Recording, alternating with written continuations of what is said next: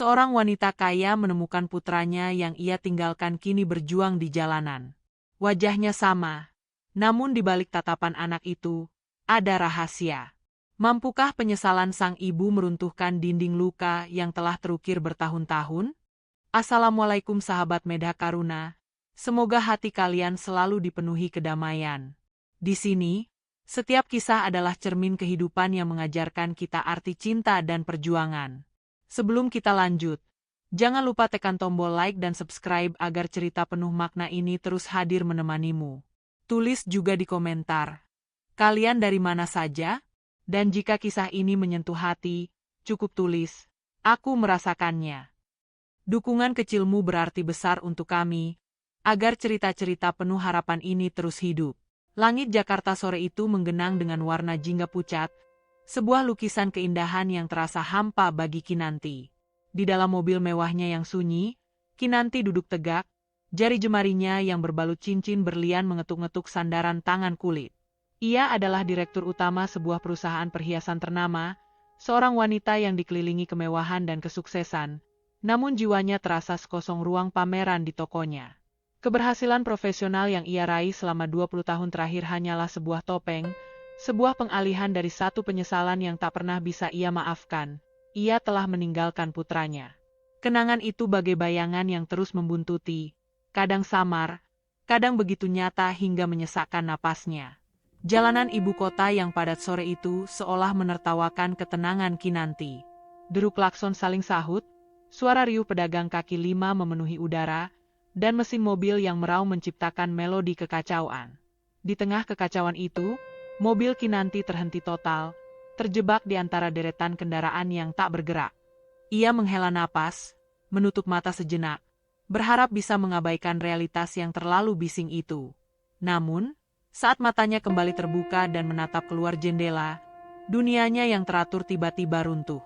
Di trotoar yang kotor, di antara kerumunan pejalan kaki, seorang remaja lelaki dengan kaos lusuh dan celana jeans belel sedang gigih menawarkan dagangannya. Ia menjual pentol, uapnya yang mengepul seolah melawan udara sore yang gerah. Wajahnya kurus, tetapi senyum yang ia berikan kepada seorang pembeli, sebuah senyum kecil dan tulus, mengirimkan gelombang kejut ke seluruh tubuh Kinanti. Itu adalah senyum yang sama persis dengan yang selalu ia bayangkan, senyum yang pernah ia lihat pada foto usang putranya. Jantung Kinanti berpacu tak karuan, seolah ingin melompat keluar dari dadanya. Itu tidak mungkin. 20 tahun, apakah mungkin? Matanya yang terlatih melihat detail dengan teliti kini hanya fokus pada satu titik. Rambut hitam yang berantakan, sorot mata yang teduh namun penuh kewaspadaan, dan garis rahang yang kaku. Semua detail itu adalah potongan-potongan dari teka-teki yang menghantui tidurnya.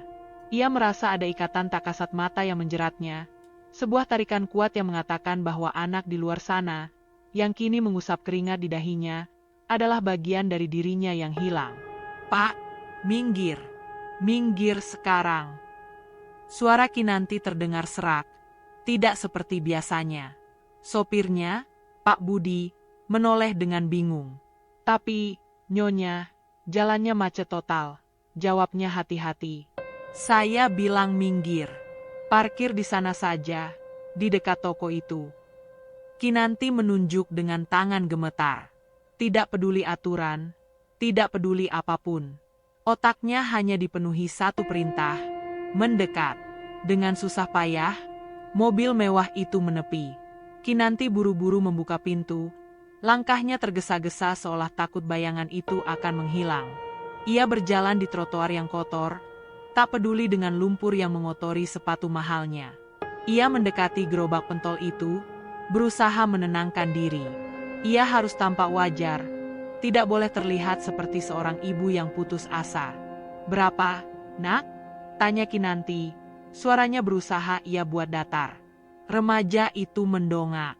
Matanya yang hitam menatap Kinanti dengan ekspresi kosong, tak ada tanda-tanda mengenali sama sekali. Kinanti merasa lega, sekaligus sakit. Ia ingin memeluknya, memanggil namanya, tetapi ia menahan diri. 11.000, Bu, jawab ulum, tanpa senyum. Kinanti menyerahkan uang 20.000, tangannya sedikit gemetar. Ambil saja kembaliannya. Saya ambil 3 tusuk, ya, ujarnya, mengambil pentol yang sudah disiapkan. Ia tidak lapar, sama sekali tidak. Tetapi ia ingin berlama-lama di sana, dekat dengan anak itu. Terima kasih, Bu. Ulu membungkus pentol itu dan menyerahkannya. Kinanti tidak langsung pergi. Ia berdiri di sana, mengamati Ulum yang kembali melayani pembeli lain. Ada sesuatu dalam gerak-geriknya yang begitu mirip dengan dirinya. Keteguhan, ketenangan, sebuah jiwa yang kuat. Sambil berpura-pura menikmati pentol yang sebenarnya tidak ia sentuh, Kinanti menyadari bahwa pertemuan ini bukanlah kebetulan. Ini adalah takdir. Ia harus mencari tahu segalanya tentang anak itu, tentang Ulum. Ia harus memastikan apakah anak itu adalah putranya yang telah ia buang, dan ia berjanji pada dirinya sendiri. Kali ini, ia tidak akan pernah lagi melepaskannya. Sejak pertemuan singkat itu, dunia Kinanti yang dulu terstruktur rapi kini berantakan. Pikiran tentang remaja penjual pentol itu menggerogoti setiap detiknya. Rapat direksi terasa hambar, presentasi di hadapan klien besar terasa seperti sandiwara yang ia mainkan tanpa jiwa. Ia bukan lagi Kinanti si direktur yang dingin dan ambisius. Ia adalah seorang ibu, seorang wanita yang kini hanya memiliki satu tujuan, menemukan kebenaran di balik bayangan masa lalunya. Kinanti tidak membuang waktu. Hari berikutnya, ia menghubungi sebuah biro investigasi swasta yang terkenal diskret. Tanpa memberikan banyak detail, ia hanya meminta mereka untuk mengumpulkan informasi sebanyak-banyaknya tentang seorang remaja bernama Ulum, lengkap dengan data tanggal lahir dan alamat tempat tinggalnya saat ini. Ia bahkan menyertakan deskripsi fisik dan lokasi tempat Ulum biasa berjualan. Selama menunggu, setiap ketukan di pintu atau deringan telepon membuat jantungnya berdebar kencang. Ia tahu, jawaban dari pertanyaan yang selama ini menghantuinya akan segera datang. 2 hari kemudian, sebuah amplop coklat tebal sampai di meja kerjanya. Di dalamnya, ada berkas-berkas yang rapi, termasuk foto-foto Ulum dari berbagai sudut dan sebuah salinan akta kelahiran yang mencantumkan nama Ulum serta tanggal lahirnya. Tanggal itu, persis sama dengan hari Kinanti melahirkan putranya. Jantungnya terasa seperti ditekan oleh tangan tak kasat mata. Air matanya mengalir deras, membasahi dokumen-dokumen itu. Kebenaran yang selama ini ia cari kini terbentang di hadapannya. Berkas itu juga memuat informasi tentang seorang nenek tua bernama Ratih, yang tercatat sebagai satu-satunya wali Ulum. Laporan itu menjelaskan bahwa nenek Ratih bukanlah kerabat darah Ulum, melainkan seorang wanita baik hati yang menemukannya di depan sebuah panti asuhan bertahun-tahun lalu. Tidak ada informasi tentang orang tua kandung Ulum. Sebuah fakta yang menyakitkan, namun di sisi lain, mengonfirmasi keyakinan Kinanti. Putranya benar-benar terlantar, dan ia sendirilah yang telah menyebabkan semua itu. Dengan tekad yang membara, Kinanti memutuskan untuk mengambil langkah berikutnya. Ia tahu ia tidak bisa langsung datang dan mengaku sebagai ibunya. Setelah 20 tahun, pengakuan itu bisa jadi menyakitkan atau bahkan menakutkan bagi Ulum. Kinanti menyusun sebuah rencana baru. Ia akan menyamar. Ia akan datang sebagai relawan dari sebuah yayasan amal, menyajikan kebaikan tulus yang ia harap bisa meluluhkan hati Ulum, yang kini ia yakini adalah putranya. Keesokan harinya, dengan pakaian sederhana dan senyum yang ia paksakan, Kinanti datang ke tempat Ulum berjualan. Ia membawa kotak makanan berisi nasi hangat dan lauk bergizi. "Hai, Nak. Saya dari Yayasan Amal. Kami punya program untuk membantu anak-anak yang berjuang di jalanan," ujarnya lembut. Ulum menatapnya sejenak, tatapannya yang tajam seolah menelusuri setiap inci wajah Kinanti, mencari tahu motif tersembunyi. Namun, ia tidak bertanya apa-apa. Ia hanya mengangguk sopan dan mengambil kotak makanan itu. Interaksi itu berlanjut selama beberapa hari. Kinanti datang dengan buku-buku cerita, minuman dingin, dan kadang hanya sekadar duduk di bangku di seberang gerobak pentol Ulum, menemaninya diam-diam. Ulum menerima semua kebaikan itu dengan ucapan terima kasih yang tulus, tetapi selalu ada dinding tak kasat mata di antara mereka.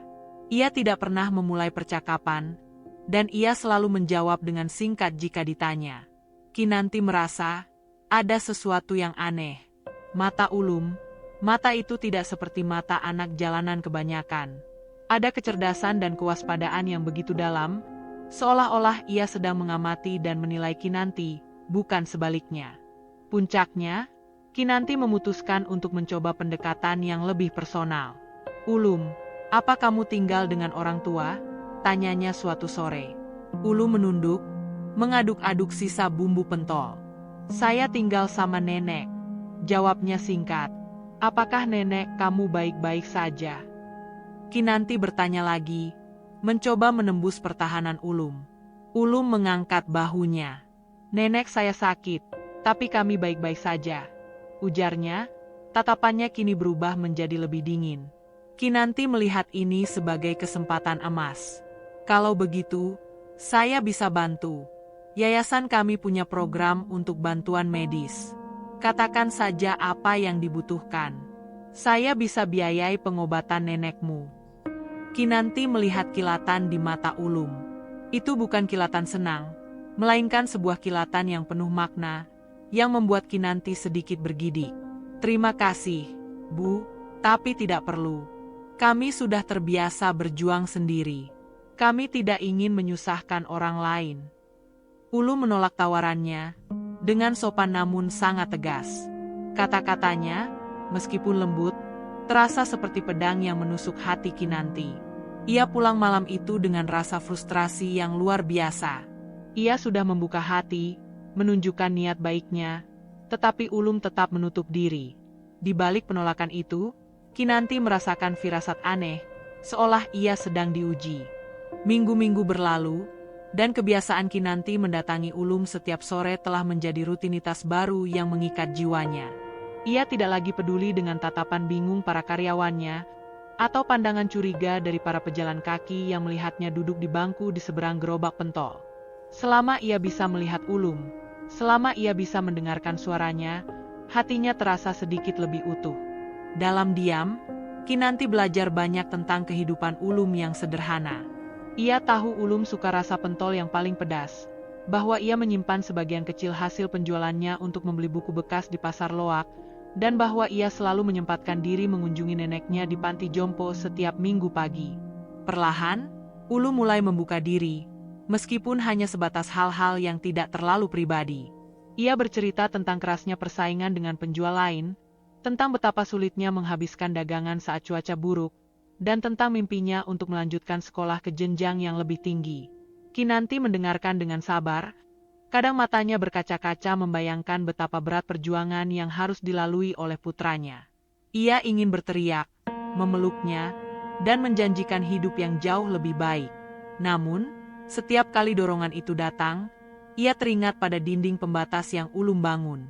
Dinding itu terasa paling kokoh setiap kali Kinanti mencoba menyinggung masa lalu. Ulum, apa kamu pernah bertemu orang tuamu? Tanya Kinanti suatu sore, mencoba melempar pertanyaan seolah-olah itu hal sepele. Ulum terdiam, mengaduk-aduk sambal pentolnya. Tidak, Bu, jawabnya singkat, tanpa menoleh. Kinanti mencoba lagi, apa nenekmu tidak pernah bercerita siapa yang mengantarmu ke panti asuhan? Ulum hanya menggeleng, bibirnya mengerucut. Nenek bilang, itu bukan hal penting untuk dibahas, sahutnya. Jawaban yang singkat dan dingin itu membuat Kinanti merasa frustrasi. Ia merasakan ada keraguan di sana, sebuah rahasia yang sengaja disembunyikan. Kinanti mencoba segala cara untuk meyakinkan Ulum akan ketulusannya. Ia tidak lagi datang dengan dalih, yayasan amal. Ia datang sebagai dirinya sendiri, wanita yang ingin mengenal Ulum. Ia membawakan jaket tebal saat hujan, memberikannya uang lebih dari harga pentol, dan mengusap pundaknya saat Ulum terlihat lelah. Namun, tidak ada yang berhasil meluluhkan Ulum. Remaja itu tetap sopan, tetap ramah, tetapi di matanya selalu tersimpan kewaspadaan yang membuat Kinanti merasa seperti sedang diawasi, seperti sedang diuji. Puncaknya, Kinanti merasa ia harus melakukan sesuatu yang besar. Sesuatu yang akan membuktikan bahwa niatnya tulus dan ia siap bertanggung jawab. Ia teringat cerita Ulum tentang neneknya yang sakit. Pagi itu, Kinanti datang dengan sebuah amplop putih tebal di tangannya. Ia menyembunyikan amplop itu di balik punggungnya saat ia mendekati Ulum. Udara terasa lebih tegang dari biasanya. "Ulum," panggil Kinanti. Suaranya bergetar. "Maaf, saya tidak bisa menahan diri. Saya tahu nenekmu sakit. Saya ingin membantu. Di dalam amplop ini ada sejumlah uang yang bisa digunakan untuk biaya pengobatan. Kamu bisa bawa nenekmu ke rumah sakit terbaik. Ini dari hati saya." Kinanti mengulurkan amplop itu. Ulum menatapnya, lalu menatap amplop itu, dan kembali menatap Kinanti. Tidak ada ekspresi senang atau haru di wajahnya. Hanya ada tatapan yang begitu dingin, begitu penuh makna, yang membuat Kinanti merasa seolah-olah ia telah melakukan kesalahan besar. Ia melihat sebuah kilatan di mata Ulum, sebuah kilatan yang bukan berasal dari keheranan, melainkan dari sebuah pemahaman yang dalam. "Bu, saya sudah pernah bilang," jawab Ulum, suaranya rendah dan menusuk. "Kami sudah terbiasa berjuang. Kami tidak butuh belas kasihan." Ia menolak amplop itu dengan lembut, tetapi tangannya tidak menyentuhnya sama sekali. Ulum kembali sibuk merapikan gerobaknya, seolah percakapan itu tak pernah terjadi. Kinanti tertegun. Ia telah gagal. Penolakan itu tidak hanya menyakitkan, tetapi juga membingungkan. Ia tahu Ulum tidak sekadar menolak bantuan, tetapi menolak sesuatu yang lebih besar dari itu. Kinanti berjalan pulang malam itu dengan rasa kekalahan yang dalam. Dinding yang Ulum bangun bukan hanya dinding emosional, tetapi dinding yang terbuat dari luka masa lalu, dan Kinanti menyadari, uang atau belas kasihan tidak akan pernah bisa merobohkannya. Ia harus mencari cara lain. Kekalahan di hadapan Ulum meninggalkan Kinanti dalam kehampaan yang tak tertahankan. Ia telah mencoba segalanya, rasa iba, hadiah, bahkan tawaran uang. Namun semua itu mental, terbentur pada dinding kokoh yang Ulum bangun. Malam itu, di apartemen mewahnya yang terasa seperti penjara emas, Kinanti berpikir keras. Uang tidak berguna, pura-pura tidak efektif. Jika ia ingin mencapai hati Ulum, ia harus mencari jalan lain, jalan yang lebih tulus dan tak terduga. Satu-satunya orang yang mungkin bisa memberinya jawaban adalah Nenek Ratih, wanita yang membesarkan Ulum. Dengan berbekal alamat yang didapatkan dari detektif, Kinanti mengendarai mobilnya menuju sebuah panti jompo sederhana di pinggir kota. Kinanti memarkir mobil mewahnya jauh dari pintu masuk, khawatir penampilannya yang terlalu mencolok akan menarik perhatian yang tidak diinginkan. Jantungnya berdebar, cemas, dan dipenuhi rasa bersalah. Ia akan bertemu dengan sosok yang melakukan hal yang seharusnya ia lakukan, memungut dan merawat putranya. Di dalam ruangan Nenek Ratih sangat sederhana, hanya ada sebuah ranjang tua dan lemari kayu lusuh.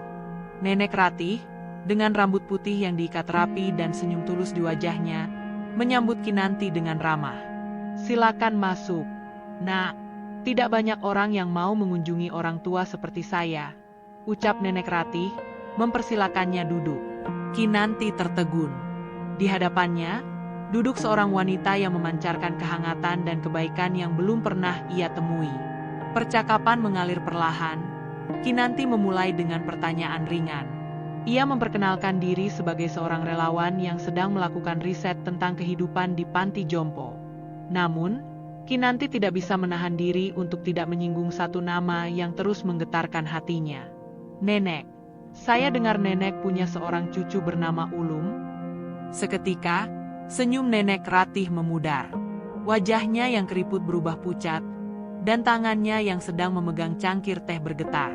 Kinanti langsung tahu, ia telah menyentuh sesuatu yang sangat pribadi dan sensitif. Setelah keheningan yang panjang, Nenek Ratih meletakkan cangkirnya dan menatap Kinanti dengan sorot mata yang dalam, sebuah sorot mata yang penuh cinta dan kepedihan yang tersembunyi. "Ulum, dia bukan cucu kandung saya, Nak," ujar Nenek Ratih. Suaranya pelan dan bergetar. "Saya menemukannya 20 tahun lalu di depan sebuah panti asuhan. Ia masih bayi, tergeletak di dalam kardus, hanya ditemani selembar kertas bertuliskan namanya dan tanggal lahirnya. Tidak ada yang lain." Nenek Ratih mengambil sebuah foto usang dari dalam lacinya. Foto seorang anak laki-laki dengan mata besar dan senyum yang sama persis dengan yang dilihat Kinanti. Nenek Ratih mengusap foto itu dengan penuh kasih sayang. Saya tidak pernah tahu siapa orang tuanya. Saya hanya tahu bahwa Tuhan mengirimnya kepada saya untuk saya rawat.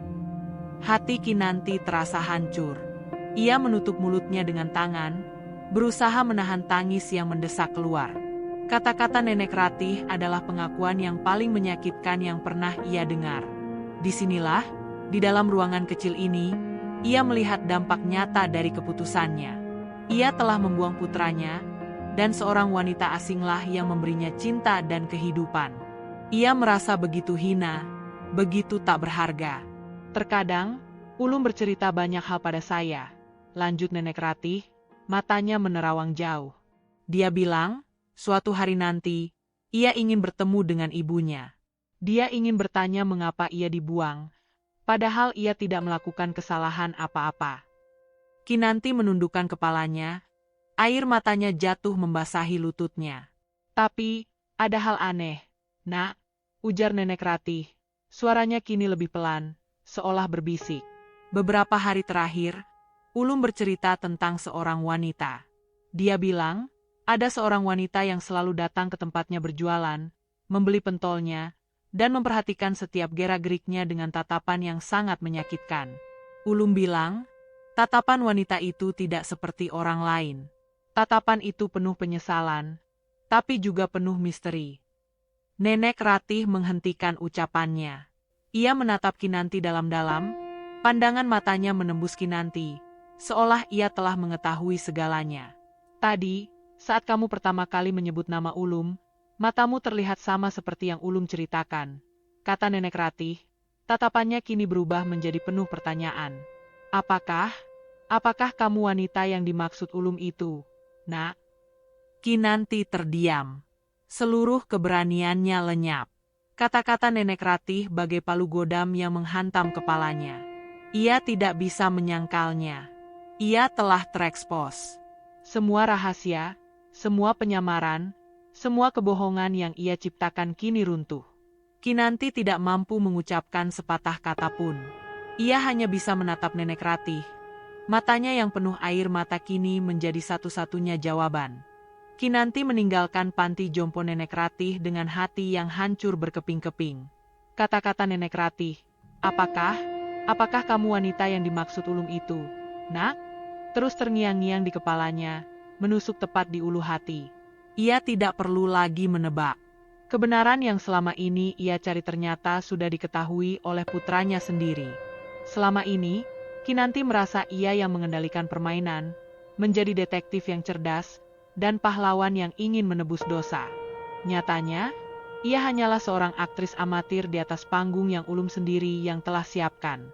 Ulum sudah tahu. Ia tahu siapa Kinanti. Ia tahu ibunya telah kembali. Rasa malu, rasa bersalah, dan ketakutan bercampur aduk menjadi satu, menciptakan badai emosi yang menggerus Kinanti dari dalam. Ia merasa begitu kecil, begitu hina. Ia telah ditipu oleh tatapan polos Ulum, oleh senyumnya yang tersembunyi, oleh kebisuan yang ia kira adalah rasa malu. Padahal, kebisuan itu adalah sebuah pertahanan, sebuah cara untuk mengamati, sebuah cara untuk mengukur kedalaman penyesalan ibunya. Ia tidak bisa menunggu lagi. Ia harus bertemu Ulum. Sekarang juga. Malam itu, Kinanti mengemudi sendiri. Mobil mewahnya melaju dengan kecepatan tak biasa membelah jalanan yang basah oleh sisa gerimis. Di dalam mobil, ia tidak lagi merasakan kenyamanan, melainkan sebuah pengingat akan jurang pemisah yang ia ciptakan. Kekayaan ini adalah alasan ia membuang anaknya. Kekayaan ini adalah dinding tebal yang memisahkannya dari dunia Ulum. Kinanti memarkir mobilnya di sudut jalan, di mana gerobak pentol Ulum masih berdiri, disinari oleh cahaya lampu jalan yang redup. Ulum sedang duduk di bangku kecil, memegang buku yang ia beli, tampak sangat damai. Kinanti berjalan mendekat. Setiap langkahnya terasa berat.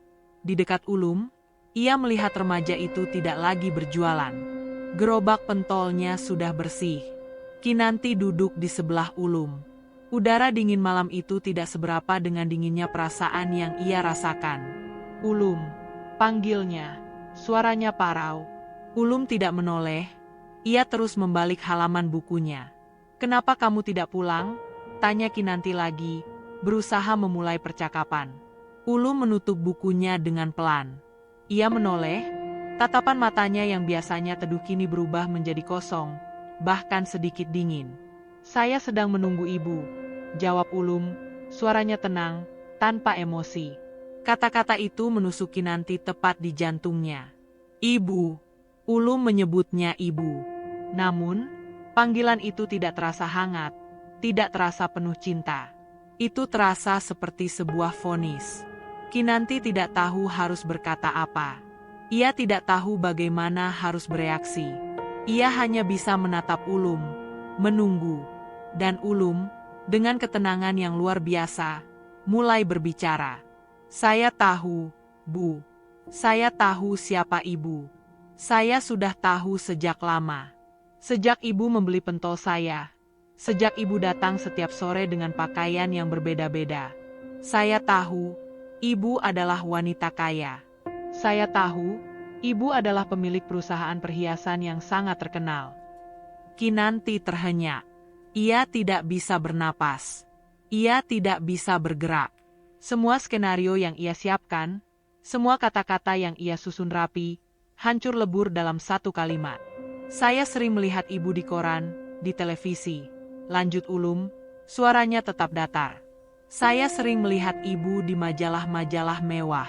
Saya juga sering melihat ibu mengemudi mobil mewah. Saya tahu, Bu. Saya tahu ibu adalah wanita yang memiliki segalanya. Saya tahu ibu adalah wanita yang memiliki begitu banyak pilihan. Dan saya juga tahu, di antara begitu banyak pilihan itu, ibu memilih untuk membuang saya." Air mata Kinanti tumpah, mengalir deras membasahi pipinya. Ia ingin membantah, ia ingin menjelaskan, tetapi ia tidak mampu. Kata-kata Ulum tidak terdengar seperti tuduhan. Itu terdengar seperti pernyataan fakta. Sebuah pernyataan yang begitu dingin hingga Kinanti merasa darahnya membeku. Tatapan mata Ulum, itu bukan tatapan mata anak yang membenci. Itu adalah tatapan mata anak yang tidak lagi merasakan apa-apa. Kebenciannya telah mengeras menjadi sebuah kekosongan, sebuah kebas yang jauh lebih menyakitkan daripada kemarahan. "Saya tidak marah, Bu," kata Ulum lagi, seolah-olah membaca pikiran Kinanti. "Saya hanya ingin tahu, apakah ibu sudah siap untuk menghadapi konsekuensi dari pilihan yang ibu buat?" Pertanyaan itu membuat Kinanti semakin bingung. Ia tidak tahu apa yang harus ia jawab. Ia tidak tahu apa yang harus ia lakukan. Ia hanya bisa menatap Ulum, putranya, yang kini duduk di depannya, bukan sebagai anak yang terluka, melainkan sebagai seorang hakim yang siap menjatuhkan vonis. Dingin malam yang menusuk tidak mampu menandingi dinginnya suara Ulum. Kata-kata putranya mengalir tenang. Namun setiap kalimatnya bagai pisau yang dihunus dari sarungnya, menusuk Kinanti tanpa ampun. Kinanti hanya bisa terdiam. Air mata terus mengalir, membasahi pipinya yang memucat. Ia ingin membantah, memeluk, dan merangkul, tetapi tubuhnya membeku. Tatapan Ulum yang sebelumnya kosong kini dipenuhi nyala api yang ia pendam selama 20 tahun. Perlahan-lahan, dinding pertahanan yang Ulum bangun hancur, dan semua emosi yang tersembunyi meledak menjadi sebuah monolog yang menyakitkan. "Ibu, ibu tahu, setiap malam aku tidur dengan perut kosong." Suara Ulum naik satu oktav, getir. "Aku seringkali harus menunggu sisa makanan di restoran-restoran, atau menunggu orang membuang makanannya agar aku bisa makan. Dulu, aku sering bertanya, kenapa aku tidak punya ibu? Kenapa aku tidak punya orang yang bisa memasak untukku, yang bisa memelukku saat aku kedinginan?" Kinanti menutup mulutnya, menahan isakan. Ia membayangkan putranya yang masih kecil, kelaparan, sendirian. Ia yang selama ini hidup dengan hidangan mewah, kini merasa setiap suapan yang ia telan adalah sebuah dosa. "Ketika aku sudah sedikit besar, aku mulai mengerti bahwa aku ditinggalkan. Dan aku tahu, entah di mana, ada seorang wanita yang telah membuangku." Ulum berhenti sejenak, menelan ludah. "Aku memutuskan untuk mencari tahu. Aku bertanya pada Nenek Ratih. Nenek hanya bilang aku anak baik, dan aku punya orang tua yang baik di surga. Tapi aku tidak percaya. Aku tahu ada sesuatu yang disembunyikan. Kinanti tidak bisa berkata-kata.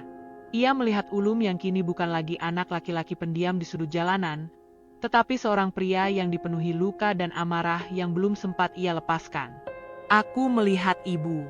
Aku tahu ibu adalah wanita kaya. Aku melihat ibu di televisi, di majalah. Aku tahu ibu adalah wanita yang memiliki segalanya. Aku tahu ibu adalah direktur perusahaan perhiasan yang terkenal. Dan aku berpikir, kenapa? Kenapa wanita kaya ini, wanita yang memiliki segalanya, membuangku? Aku tidak pernah mengerti. Dan aku memutuskan untuk menguji. Aku tahu ibu sering lewat jalan ini. Aku tahu ibu sering melihatku. Aku memutuskan untuk berjualan pentol di sini, berharap suatu saat ibu akan berhenti dan melihatku. Dan ternyata, aku benar. Ulum tertawa hampa. Tawa itu lebih menyakitkan daripada tangisan. Dan ibu datang. Ibu menyamar. Ibu pura-pura tidak kenal. Ibu pura-pura menjadi relawan. Aku tidak marah. Aku hanya ingin tahu seberapa jauh ibu bisa berbohong. Kinanti menggeleng. Air matanya tak terbendung. Tidak, Ulum. Ibu tidak berbohong. Ibu tulus. Ibu tidak tahu harus memulai dari mana. Tidak tahu harus memulai dari mana. Ulum memotong dengan cepat. Ibu tahu, ketika ibu menawarkan uang untuk pengobatan nenekku tidak sakit. Nenekku sangat sehat. Aku berbohong. Aku berbohong hanya untuk melihat seberapa tulus ibu. Seberapa jauh ibu bisa berbohong.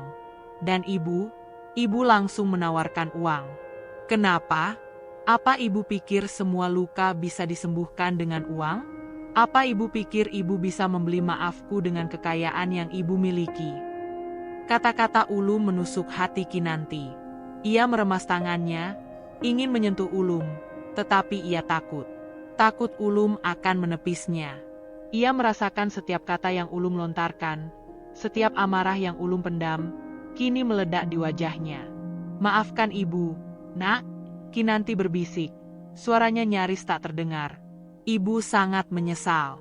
Ibu sangat-sangat menyesal. Ibu akan lakukan apa saja untuk mendapatkan maafmu. Ulum menatapnya. Matanya kini memancarkan api. Maaf? Ulangnya. Nadanya merendah. Maaf tidak akan mengembalikan masa lalu. Maaf tidak akan membuatku merasa seperti aku tidak pernah dibuang. Maaf tidak akan membuatku lupa tentang malam-malam yang dingin, tentang perut yang kosong, tentang kesepian yang menyakitkan.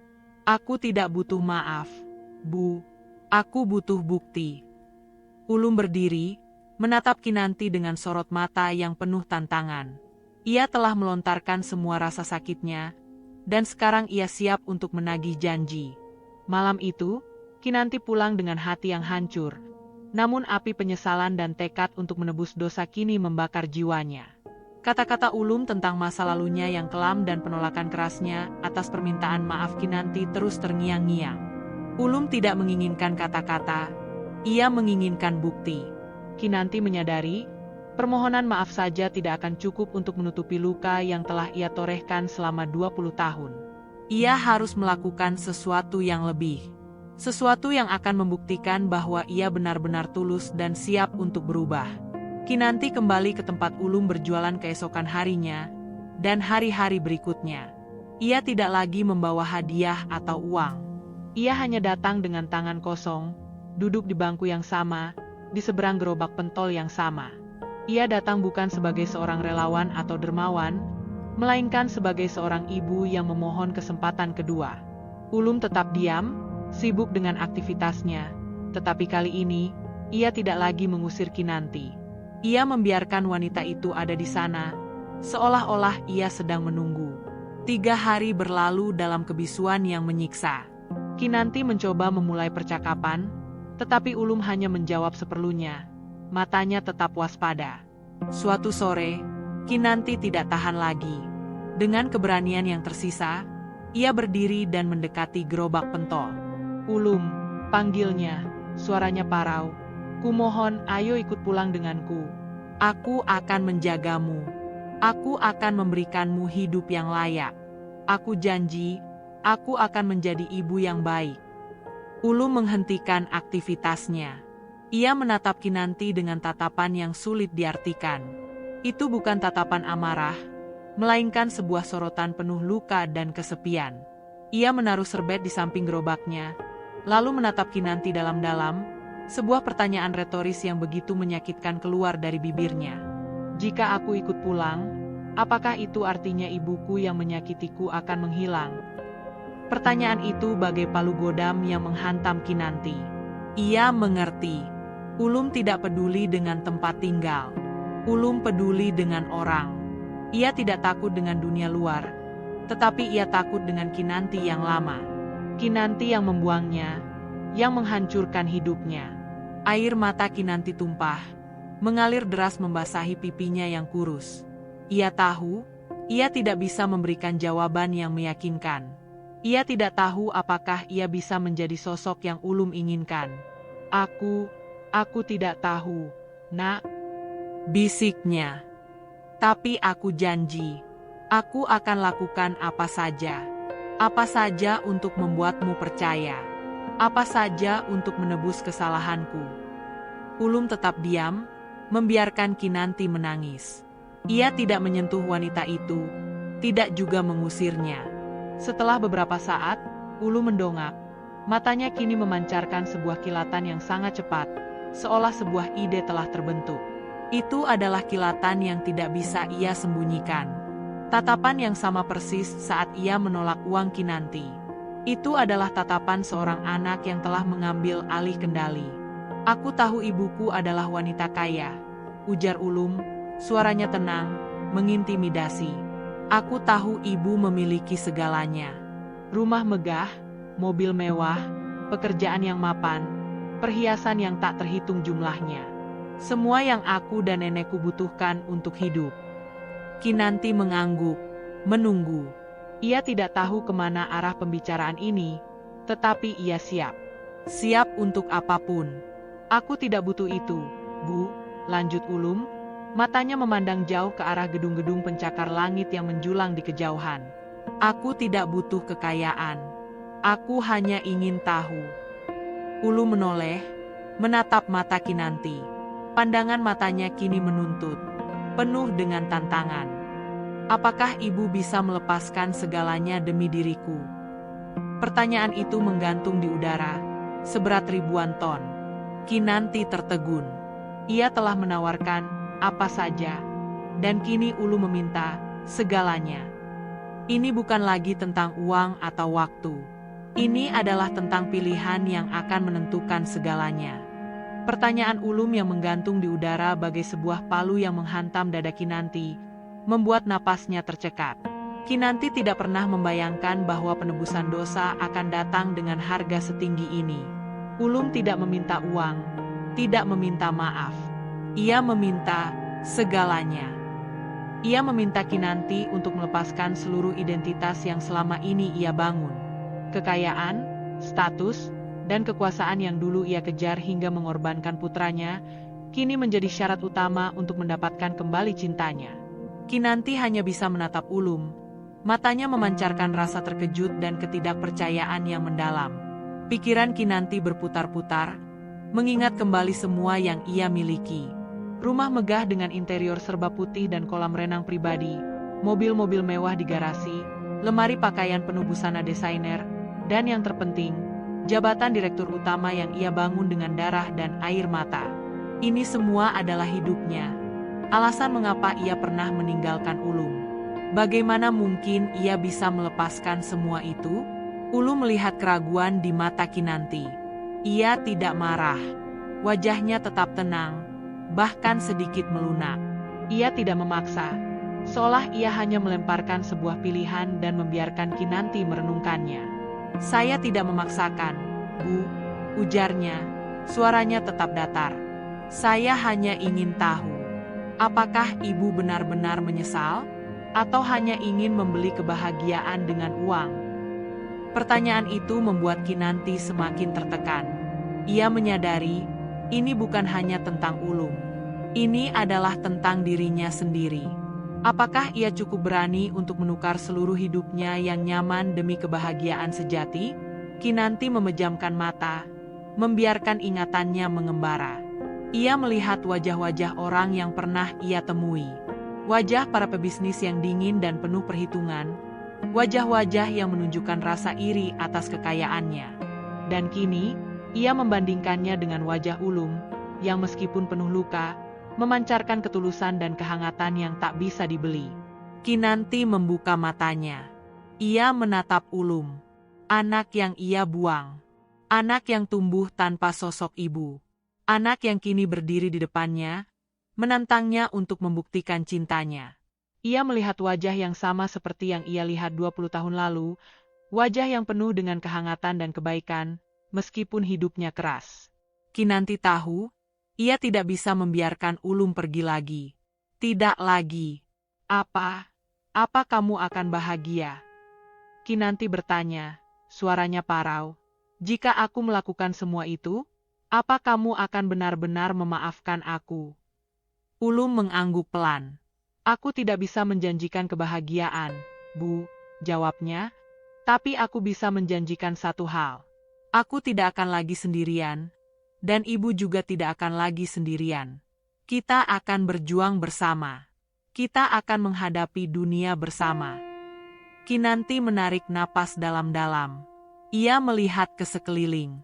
Gerobak pentol, lampu jalan yang redup, gedung-gedung tinggi yang menjulang di kejauhan. Semua itu adalah gambaran dua dunia yang begitu berbeda. Namun ia tahu, ia telah membuat pilihan. Ia akan melepaskan segalanya. Ia akan melepaskan kehidupan lamanya yang hampa. Ia akan melepaskan harta, status, dan kekuasaan. Kinanti mengulurkan tangannya, dan Ulum menyambutnya dengan tatapan penuh arti. Mereka tidak mengucapkan kata-kata. Namun, dalam sentuhan itu, Kinanti tahu, ia telah membuat keputusan yang paling penting dalam hidupnya. Kinanti tidak butuh waktu lama untuk mewujudkan janjinya. Setelah percakapan dengan Ulum, ia langsung menemui pengacaranya. Keputusan Kinanti untuk menjual seluruh asetnya, rumah, mobil, saham, dan perusahaannya, mengejutkan banyak orang, terutama para koleganya yang menganggapnya sudah gila. Mereka tidak tahu, Kinanti sedang menukar seluruh harta bendanya dengan sesuatu yang jauh lebih berharga. Proses itu memakan waktu berminggu-minggu, dan selama itu, Kinanti merasa setiap dokumen yang ia tanda tangani adalah sebuah langkah menuju kebebasan, menuju penebusan. Ia menyumbangkan sebagian besar uang hasil penjualan ke yayasan-yayasan yang membantu anak-anak jalanan. Sebagian kecil lainnya ia berikan kepada Nenek Ratih untuk biaya hidupnya. Meskipun Nenek Ratih menolak, Kinanti tetap memaksanya. Pada akhirnya, Kinanti pindah. Ia meninggalkan kemegahan rumahnya yang kini terasa asing, dan memasuki dunia baru yang asing pula. Sebuah rumah kontrakan kecil, sempit, dan sederhana. Rumah itu hanya memiliki 2 kamar tidur dan 1 kamar mandi, namun terasa lebih hangat daripada rumahnya yang dulu. Ia membawa beberapa pasang pakaian sederhana, sebuah tas kecil, dan tekad yang bulat. Ulum menunggunya di depan pintu, wajahnya yang biasanya kaku kini tampak sedikit melunak. Ia tidak mengatakan apa-apa, ia hanya membuka pintu, seolah-olah mengundang Kinanti untuk masuk ke dalam dunianya. Kehidupan baru Kinanti dimulai dengan banyak tantangan. Kinanti yang terbiasa dilayani oleh pelayan, kini harus belajar memasak, mencuci piring, dan membersihkan rumah. Awalnya, ia canggung dan lambat. Jarinya sering teriris saat mengiris sayuran. Tangannya kapalan karena mencuci pakaian, dan ia seringkali tidak tahu bagaimana harus mengatur rumah. Namun, Kinanti tidak mengeluh.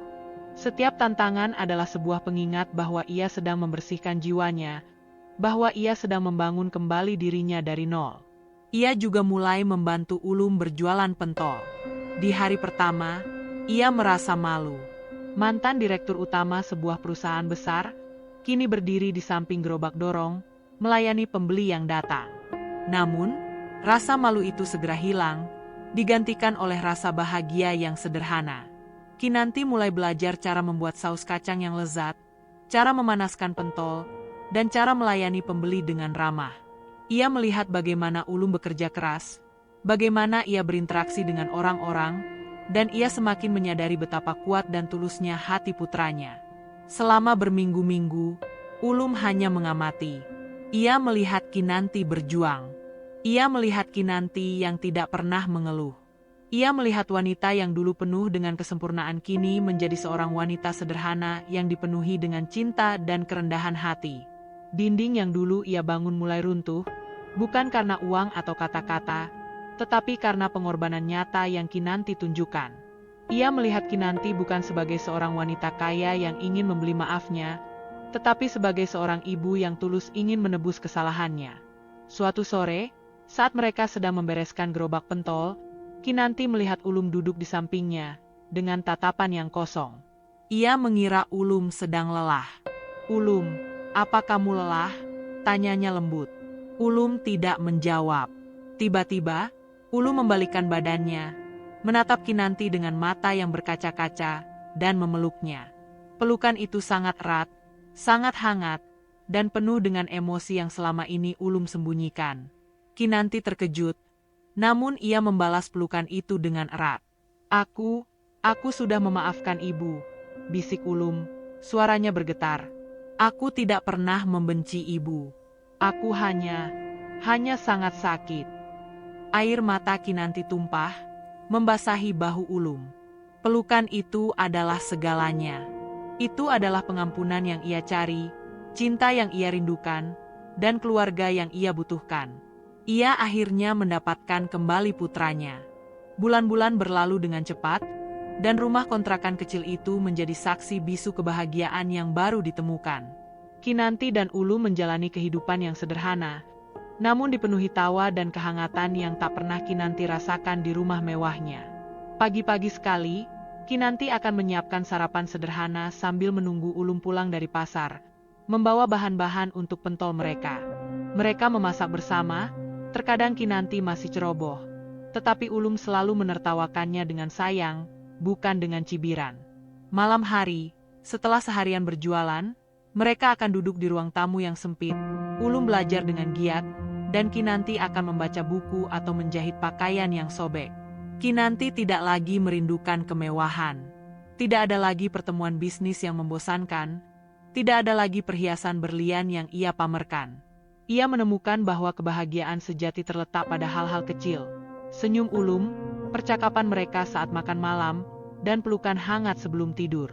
Ulum, dengan ketekunan dan kecerdasannya, berhasil menamatkan sekolahnya dengan nilai terbaik. Ia mendapatkan beasiswa penuh untuk melanjutkan ke universitas, mengambil jurusan yang selalu ia impikan. Kinanti menangis haru saat mendengar kabar itu. Ia tidak pernah bisa membayangkan bahwa putranya akan mencapai hal sebesar ini, meskipun ia harus berjuang dari nol. Kinanti merasa sangat bangga. Kini, ia tidak lagi memiliki perusahaan besar, tetapi ia memiliki sesuatu yang jauh lebih berharga, masa depan putranya. Pada hari-hari luang, Kinanti dan Ulum akan mengunjungi Nenek Ratih di panti jompo. Nenek itu sudah sembuh total, dan wajahnya selalu berseri-seri setiap kali melihat Kinanti dan Ulum datang. Kinanti akan memeluk Nenek Ratih dengan penuh rasa terima kasih, berbisik bahwa ia tidak akan pernah bisa membalas kebaikan nenek yang telah merawat putranya. Nenek Ratih hanya tersenyum. Anak itu adalah anugerah, nak. Dan sekarang, ia kembali kepada ibu kandungnya. Itu adalah kebahagiaan terbesar. Kinanti akhirnya menemukan kedamaian yang selama ini ia cari. Ia telah kehilangan segalanya, kekayaan, status, dan kekuasaannya. Namun, ia telah mendapatkan kembali segalanya, cinta, keluarga, dan pengampunan. Kinanti tidak lagi merasa kosong. Ia tidak lagi merasa bersalah. Ia telah menebus dosanya, dan ia telah menemukan makna hidupnya yang sesungguhnya. Kebahagiaan bukan tentang memiliki banyak hal, melainkan tentang memiliki satu hal yang paling berharga. Kinanti telah kehilangan dunia, tetapi ia telah mendapatkan kembali putranya. Dan itu, baginya, adalah segalanya.